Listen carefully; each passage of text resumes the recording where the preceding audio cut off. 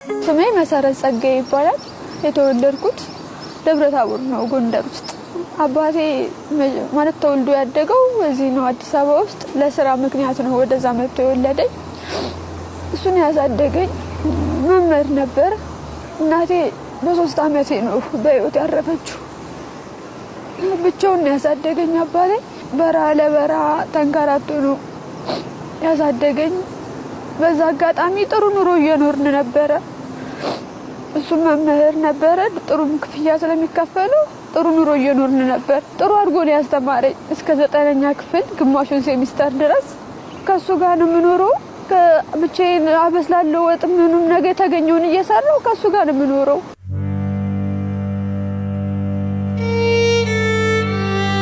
እና ለ17 አመት ነው ትምህርት ሲያስተምር የነበረው።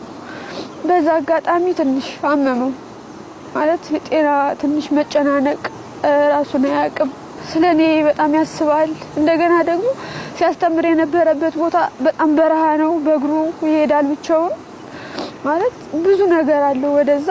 እኔ እንዴት እንዳመመው ምንም እስካሁን ድረስ እግዚአብሔር እሱ መልስ ይስጠምለው።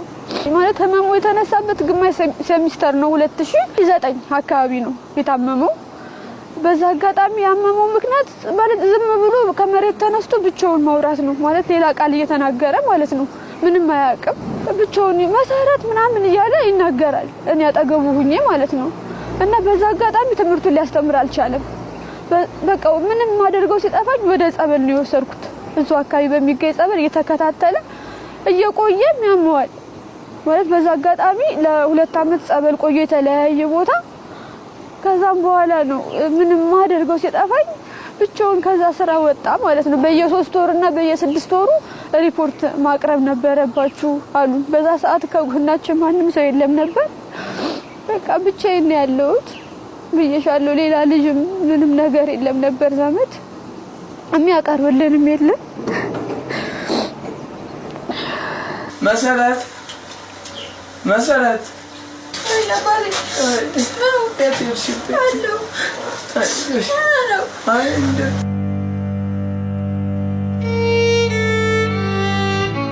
ከጸበል ከወጣ በኋላ አዲስ አበባ ነው እሱ ተወልዶ ያደገው።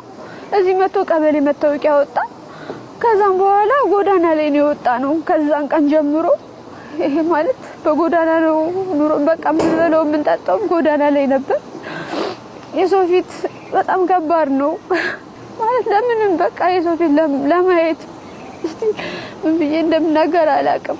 ብቻውን ያሳደገኝ አባቴ በረሃ ላይ አሳድጎኝ እዚህ ጎዳና ላይ የሰው ፊት መለመን ችያው ነው ማለት አንድ አባት ነው ያለኝ ማለት የኔ እንትን እሱን ከፍ ካደረገው ከነገ ዛሬ የሆነ ነገር ይሆናል። እስኪ ከነገ ዛሬ የሆነ ነገር ሶፍትም እያሸጥኩኝ ለመሞከር ጀምሬ ነበረ ማለት በሰዓቱ ሶፍትም እየሸጥኩኝ ነበረ። አንድ ሳምንት አካባቢ ምንም በቃ ማድረገው ሲጠፋኝ ጎዳና ላይ ነው ያለነው።